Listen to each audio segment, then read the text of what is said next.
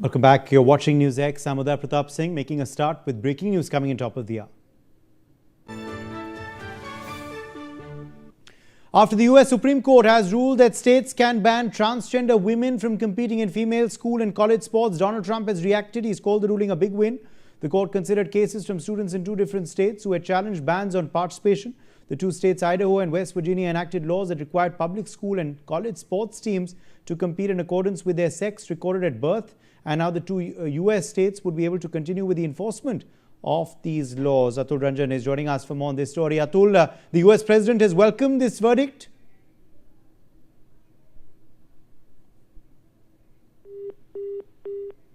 I think we've lost that connection with Atul there, but these, of course, the big updates we are tracking. The US Supreme Court has ruled that states can ban transgender women from competing in female school and college sports. Remember, this, of course, means that Idaho and West Virginia can go ahead with the laws that they had enacted earlier. US President Donald Trump has called this ruling a big win. Atul is back with us, I believe, on the broadcast. Atul, if you're able to hear me, give us more details about this ruling. Well, the U.S. Supreme Court has ruled that, the state-level bans that have been introduced in the U.S., about 12 states had introduced bans on transgender women participating in any sort of female sport. Now, this ruling has come from the Supreme Court in some of the landmark cases. Now, the impact of this could be that the ruling now permits the states, several states, about 12 states that banned, the participation of women, transgender women in female sports to continue, where biological males, basically transgender women who are basically the biological males who identify as women, will continue to be restricted from competing in female sports divisions at, say, school levels or the colleges level. That ban would continue. Now, basically, about, as I said, more than 24 states have, introduced this kind of ban since, 2020, just about 6 years. So, and that judgment is now being celebrated by Donald Trump, the president of the U.S., who has made a post on Truth Social, and who essentially implies that, this sort of, nonsense has been, taken care by the Supreme Court, because the Trump administration has made this a national focus, right since February 2026, when the order to pass, restrictions on transgender participating in women's sports was declared. All right, let's leave it at that. Atul, thank you for joining us. Now, there is fresh optimism over the India-US trade deal, but that has run straight into a political divide in Washington. US envoy to India, Sergio Gor, has stated that 99% of the trade agreement has been negotiated. Just 1% of discussions are remaining, while also highlighting Trump's special relationship with Prime Minister Modi and confirming the US president's visit to India for the G20 summit in December. However, Democrat congressman, of course, the US president's visit has been confirmed, but I think it's likely next year, as Sergio Gor has indicated, and not actually this year. That's a quick correction there. Democrat Congressman Ro Khanna has launched a scathing attack. Meanwhile, he's claimed India-US ties are at their lowest point in 30 years. He's alleged Washington did not even consult New Delhi before striking Iran. India, meanwhile, has asserted that there will be no deal with the US without a comparative tariff advantage framework, with Commerce Minister Piyush Goyal stating that a bilateral framework can only be finalized if it ensures an advantage for Indian exports over competing countries.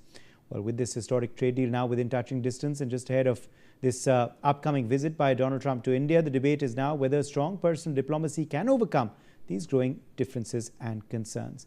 Ambassador Bhashpati Mukherjee, former diplomat, is with us live. Sumit Peer, political commentator, joins us live.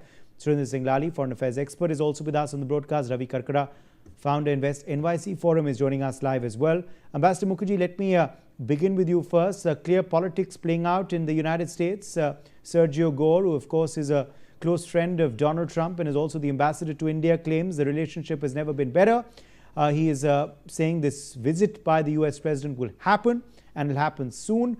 That's something that the US Secretary of State has indicated as well. He's also given us a timeline saying 99% of the trade negotiations are done.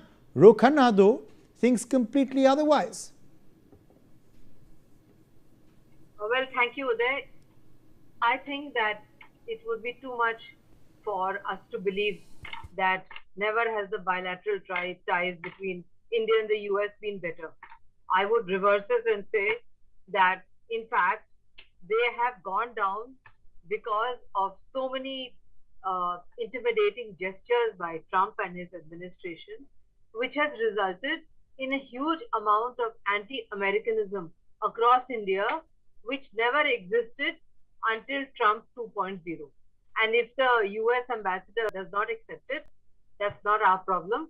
I'm sure in his heart of hearts he understands it. Secondly, as far as the trade deal is concerned, Uday, it was ready for signature more than 7, 8 months ago. It was President Trump who held it up to pressurize us, to weaponize tariffs, to make us accept that he's the one who brought a ceasefire between India and Pakistan, etc., etc. So if now the Americans are claiming that only 2 or 3 points are left, I have to hear what my Indian negotiators say to understand where we are on this matter. And also, it is important for the Indian audience through you, Uday, to understand that Trump's tariffs on Indian products, including, let's say, pharmaceuticals, has hit the American domestic public in a very big way. Like antibiotics that cost 1,000 rupees here for folks in US is now costing the equivalent of 44,000 Indian rupees. So this has hit his MAGA base. So he needs the trade deal much more now. But we have to be careful that we are not pushed and pressured, which I'm sure we will not be, into accepting a trade deal which does not 100% guarantee our interests. With this government, I'm confident that will happen.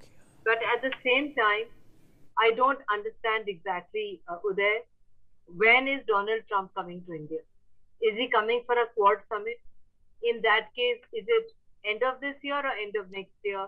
And why is there talk of a Quad foreign ministers meeting in Philippines when Philippines is not a member of Quad and when we are actually the chair of Quad? So what is happening? And what is happening about the G20 meeting, which Trump is supposed to chair? When is that going to happen?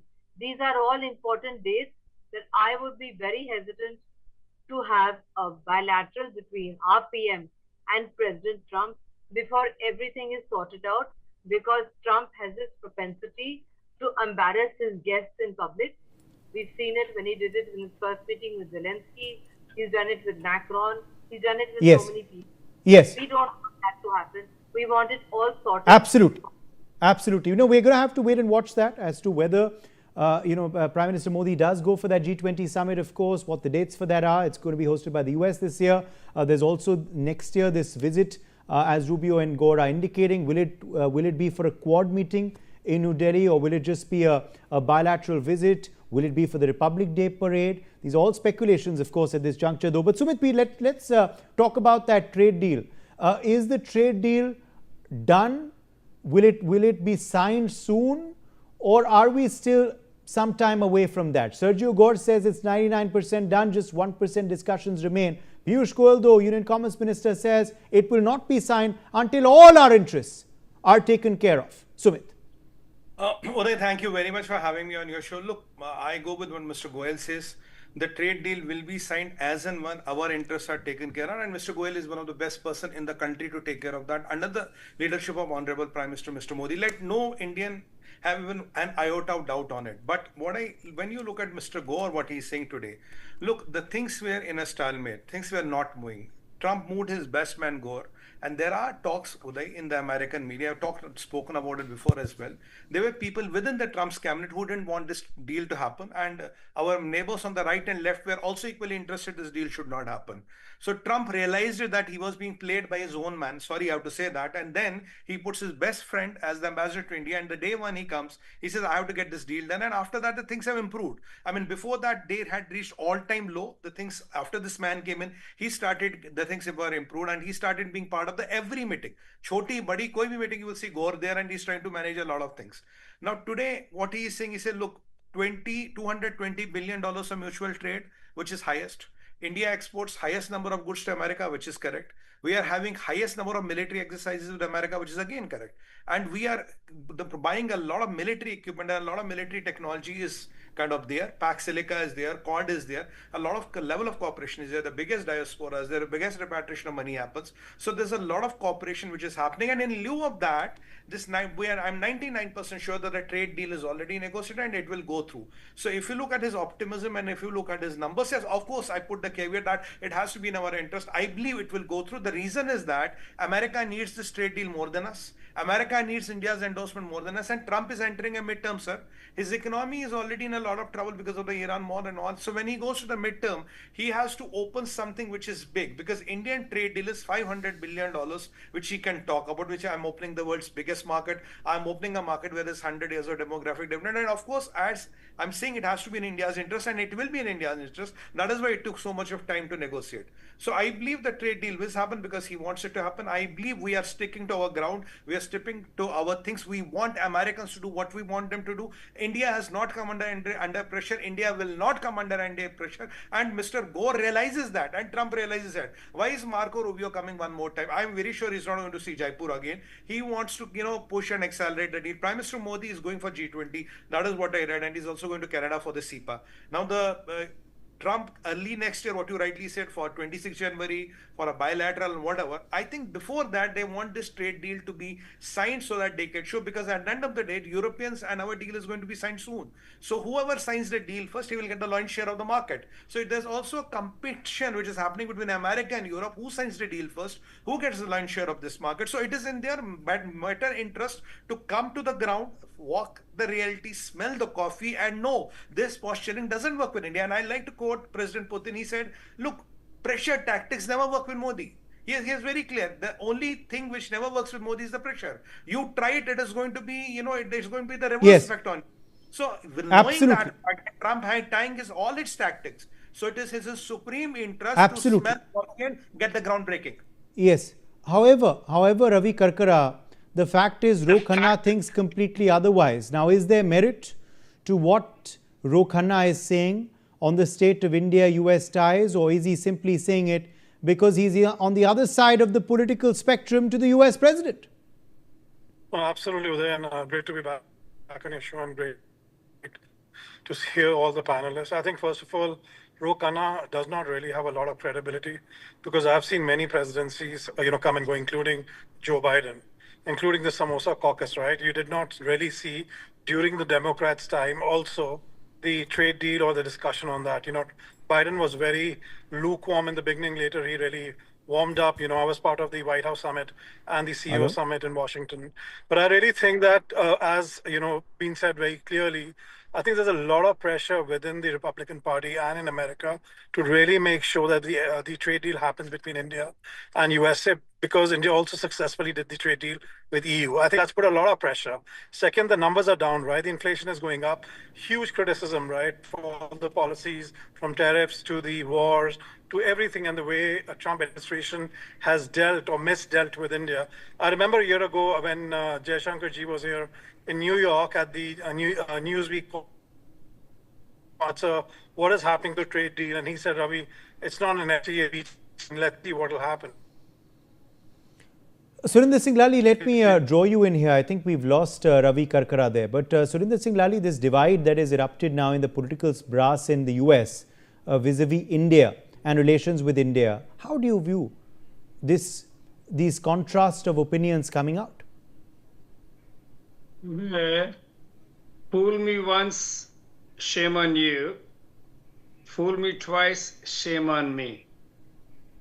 If Sergio Gor thinks that one phone call, which was all programmed, what he did at the American embassy, and then kind of making these statements would undermine Donald Trump calling us a hellhole, calling us Indians as lapstart gangsters, the kind of tariffs he threw at us.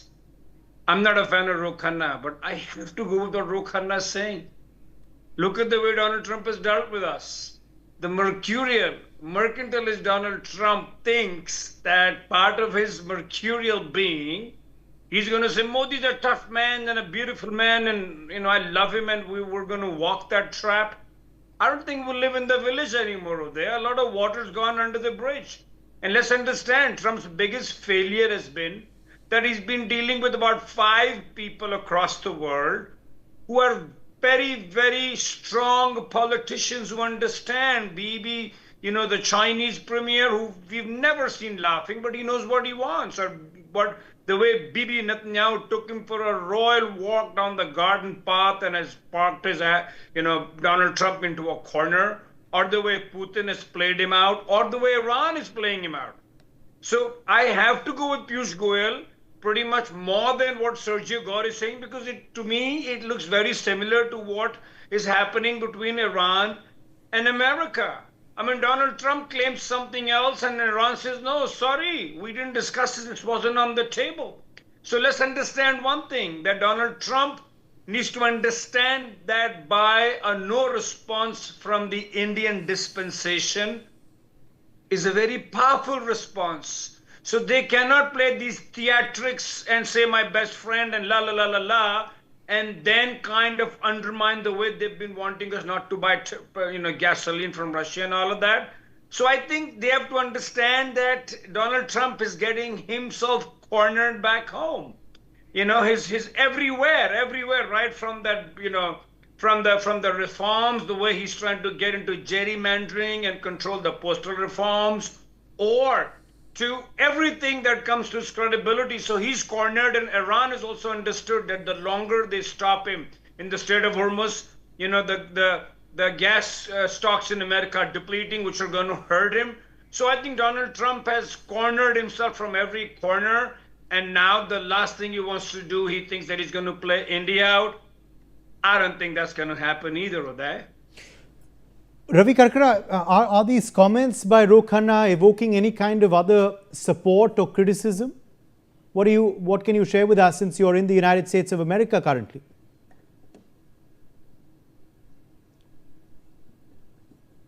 Ravi, can you hear me? Okay, I think we've lost him. Yes, Ms. Ilari, why don't you take that, and then I'll go back to Ambassador Mukherjee. Ro Khanna has been championing the Epstein files case too. So I wouldn't want to take away from what the kind of credibility Ro brings, although he's a Khanna and a Punjabi, he's not, nowhere related to me, especially when in an interview he said that his grandfather's association with Lala Lajpat Rai. But be that as it may, Donald Trump has furnished 4 Republicans instead of the Democrats, which he came into office for. And all those 4, including Marjorie Taylor Greene and Ro Khanna, were people who stood up for the Epstein files. So Donald Trump has a personal axe to grind against Ro Khanna, because Ro Khanna has been championing the cause with Thomas Massey about the Epstein files. So I'm not going to do away with Ro Khanna either. Yes, but I was just wondering though. I was just wondering though whether his reactions are getting traction, support, or criticism in the US. But quickly coming to Ambassador Bashwati Mukherjee now on, of course, the brass tacks. We've seen, of course, the statements by the US ambassador. We also saw what Rubio had to say about the India relationship. In those bites that he gave to the press not too long back. We also, of course, saw that press conference by the US president after he met with PM Modi. But the proof of the pudding is in the eating, Ambassador Mukherjee. How do we know that the US is serious about getting this relationship back on track and resetting the ties completely? When will we know that in action? We will know that, Uday, that's a very good question, only when India and United States both sign on the dotted line of that free trade agreement. Until that is done, nobody in India, I can assure you, including the common man and woman on the street, believes a word of what the US president says. Even the person who cleans the street outside my house, she says, "ये तो बिल्कुल ही पागल आदमी है, कहाँ से खुदा ने इसको लेके आए." That is what is the opinion of the common man and woman about the US president, which was not the case before he went into his second term. Approval ratings for American presidents in India were always much higher than in the United States. That is what he has single-handedly destroyed. The other issue is that personally, as a professional diplomat, I can't believe a word of what he says. Because on one hand, he says PM Modi is his best friend.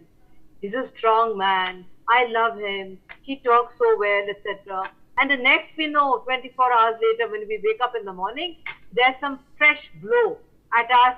We are called the hellos, we are called this, we are called that. He has to understand one thing, Uday, which I think is beginning to understand, which is we are a country of 1.4 billion people and a 5,000 year civilization. If we could have survived so many challenges in those 5,000 years, surely, Uday, we will survive Donald Trump 2.0. And I would say, yes, the moment is signed. Yes. And secondly, I would like to know what is the date? Is he coming here for the Quad Summit, or is he expecting PM to come for and he's very vain, Uday. So he probably thinks we should fall on our knees and invite him to be chief guest for 26 January. Right. That must be his real game. Right. Sumit Peer, a quick 30 seconds and then I have to address some more breaking news. Yes, Sumit.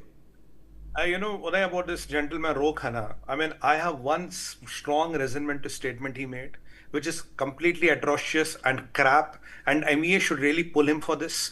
He said the Indian ambassador to China he met him in China. He said that Trump has pulled relations all-time low in 10 years. I don't think our ambassadors talk like this. I don't think our diplomats ever talk like that. He's insulting the diplomacy of India, who are the best in the world by far, any means I know. So let him clarify, when did this happen? And I think he needs to render an unconditional apology for it, because he has come here and he has lied about our diplomacy, our ambassadors. We don't talk like this. Indian people never ever talk like this. Whatever we have problems with, that is between us. Why should an ambassador in China talk to a Ro Khanna and crib about the Trump? I don't think that is his business, and that is what could have ever done.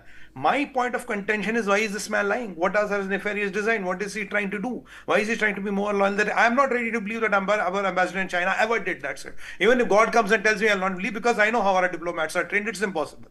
And to a Democrat, and he cribs about a Republican president and he wants to make a press sensation, that is not going to happen. And our ambassador is a quite seasoned man. He's a man of capable honor. So why are you trying to cast just those aspersions on the Indian diplomacy? What is your objective, Mr. Khanna? You can have problems with Trump, go and fight in US, but don't get our diplomats, don't get our MEA involved into your slugfest. That is not what we are here for. We are here looking for the interest of India, not setting your own scores. That's the message I want to send. Right. Okay.